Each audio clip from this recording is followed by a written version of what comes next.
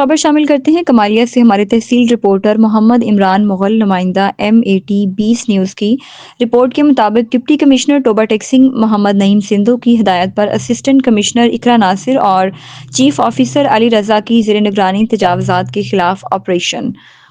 متعدد سامان قبضہ میں لے لیا گیا۔ تفصیلات کے مطابق ڈپٹی کمشنر ٹوبہ ٹیکسنگ محمد نعیم سندھو کی ہدایت پر اسسٹنٹ کمشنر اور ایڈمنسٹریٹر میونسپل کمیٹی اقرا ناصر، چیف آفیسر علی رضا نے شہر میں تجاوزات کے خلاف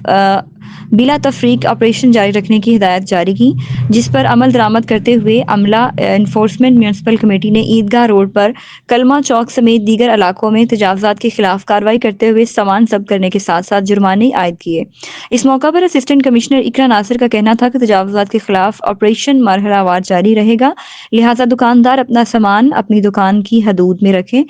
بصورت دیگر سامان کی ضبطگی کے ساتھ ساتھ FIR کا اندراج بھی ہو